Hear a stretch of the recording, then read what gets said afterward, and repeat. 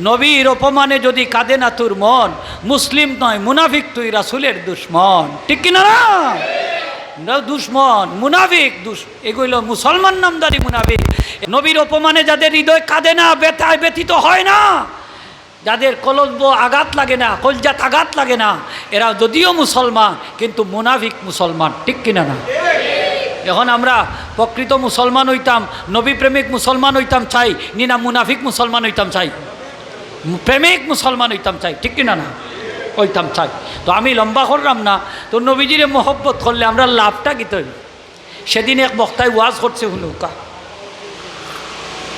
যে নবীজিরে মায়া করলে বেহেশত যাইবা, এটা কোনো হাদিসও আছে? হর নবীরে মায়া করলে তোমরা দেখো বেহেশত যাইবা, এটা কোনো হাদিসও আছে না? এটা কোনো হাদিসও নাই। তাইলে একটা কথা আমার শুনুকা, নবীজি ফরমাইছেন না নি যে আমি নবীরে মায়া করব, সে আমি নবীর সাথে জান্নাতও থাকবো?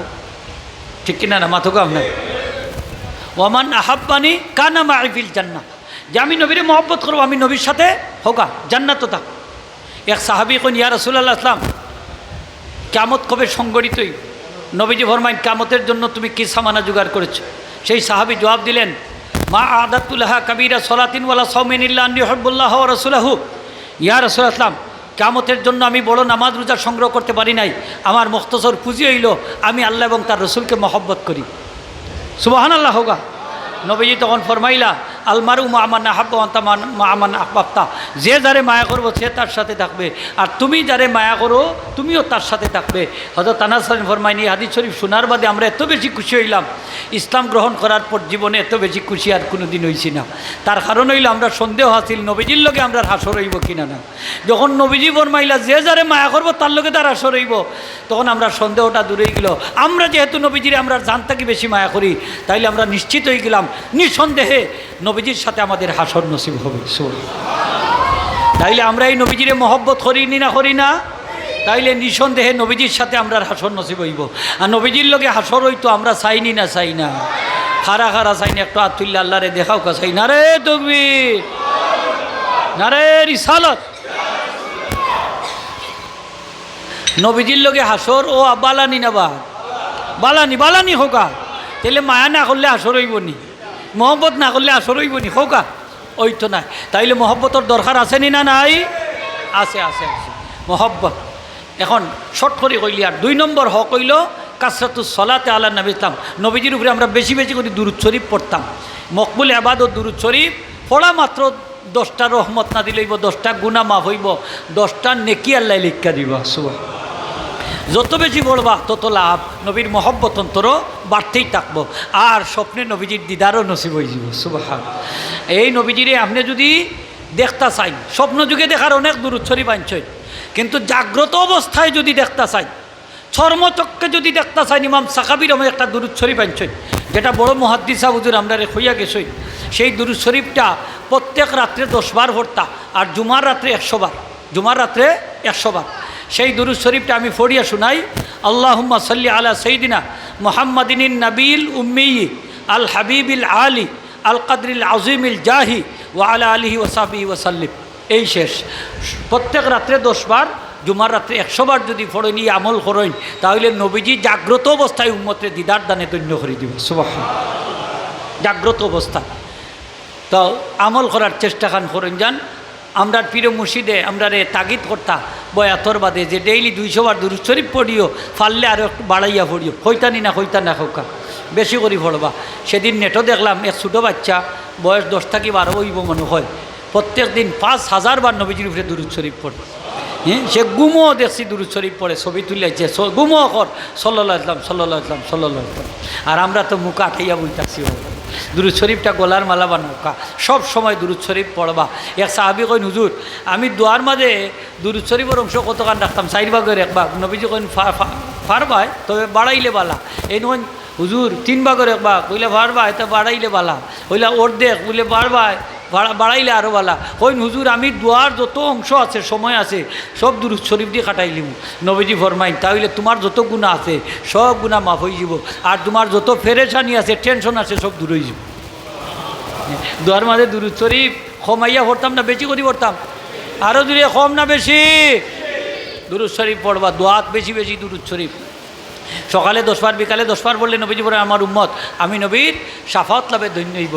আচ্ছা, নবীজির খান্দাত কিয়ামতের দিন শেখ থাকবো, খারা থাকবো। নবীজি ফরমাইছেন যে আমি নবীর উপরে বেশি বেশি দুরুদ শরীফ পড়বো, তারাই কিয়ামতের দিন আমি নবীর সবচেয়ে বেশি কাছে থাকবো। হোকা সুবহানাল্লাহ। তারাই সবার আগে শাফাত লাভ করবো যারা নবীজির উপরে বেশি বেশি করে দুরুদ শরীফ পড়বা। সুবহানাল্লাহ হোগা। আমি কয়েক বছর আগে বাদেশ্বর ওয়াজও গেলাম। তারা কই হুজুর এক আহলে হাদিস ভাইয়ে ওয়াজ হইয়া গেছই যে আল্লাহুম্মা সাল্লি আলা আল্লাহুম্মা বারিক আলা ছাড়া আর কোনো দুরূদ শরীফ বলে নাই, আর বাকি যতটা আছে সবটিত বলে ফরমালিন ঢুকি গেছে। তো আমি কইলাম যে দুরূদ শরীফও ফরমালিন ঢুকছে না, তার ইমানও ফরমালিন ঢুকছে, ঠিক কিনা না? আল্লাহুম্মা সাল্লি আলা বারিক আলা ছাড়া আরও দুরূদ শরীফ আছে। আমার কাছে এখন কিতাব আছে ফদলুস সালাত আলা নবী সাল্লাল্লাহু আলাইহি ওয়াসাল্লাম, আরবি কিতাব। আমি ওই কিতাবখান আনাইছি বিদেশ থাকি। এই কিতাবও অসংখ্য গণিত দুরূদ শরীফ আছে নবীজির সহি সনদে। তো একটা দুরূদ শরীফ আনছেন যে এক সাহাবী আইয়া আরজ হল্লাইয়া আসলাম, আমার গুনাহ মাফ হইতো, একটা দুরূদ শরীফ আমারে বাতাই দৌকা, যেটা দুরূদ শরীফটা পড়লে আমার গুনাহ মাফ হয়ে যেত। সুবহানাল্লাহ হোকা। নবীজি ফরমাই তুমি জুমার দিন আসরের বাদেও দুরূদ শরীফটা পড়িও, 80 বার পড়িও, 80 বছরের গুনাহ আল্লাহ মাফ করে দিবা। সেই দুরূদ শরীফটা হইল আল্লাহুম্মা সাল্লি আলা সাইয়্যিদিনা মুহাম্মাদিন নাবিল উম্মি, আল্লাহুম্মা সাল্লি আলা সাইয়্যিদিনা মুহাম্মাদিন আবদিকা ওয়া নাবিয়িকা ওয়া রাসূলিকা নাবিল উম্মি। আরক রিওয়ায়াত আনছেন ওয়া আলিহি ওয়া সাল্লিম তাসলিমা, অতক্ষণ পর্যন্ত। তো নবীজি ফরমাইন এই হইল একবার, ওলা যদি 80 বার পড়ো তোমার 80 বছরের গুনাহ আল্লাহ মাফ করে দিবা। হ্যাঁ, আল্লাহুম্মা সাল্লি আলা বারিক আলা ছাড়া দুরূদ শরীফ আসেনি? আমি সময় না এদিকে আর যাইয়ান না। দুরূদ শরীফ বেশি করে পড়তাম নি হোকা, পড়তাম, মহব্বত বাড়বো, নবীর হক আদায় হইব। 3 নম্বর হইল ইত্তিবাউ সুন্নতি রাসূলিল্লাহ, ইসলাম নবীজির সুন্নতরে অনুসরণ করতাম, আদর্শ মানতাম, পালন করতাম, ঠিক না নি হোকা? আমরা খাওয়ার মাঝে নবীর সুন্নত আসেনি না নাই? হোক আছে। ঘুমাইবার সুন্নত আসেনি? মাত্তা নাই, আসেনি না নাই? আছে। আমরা বিয়া শাদির মাঝে সুন্নত আসেনি? আছে। গরু ডুকবার সুন্নত আসেনি? কাপড় পিন্ধার সুন্নত আসেনি? জুতা পিন্ধার সুন্নত আসেনি? সুন্নত আছে, পদ্ধতি আছে, তরিকা আছে, অভ্যাস আছে। তো ওটা সুন্নতগুলো আমরা অনুসরণ করতাম। আমার নবীজি ফরমাইছেন মান তামাসসাকা সুন্নতি ইনদা ফাসাদে উম্মতি ফালাহু আজরু মিয়াতে শাহিদিন।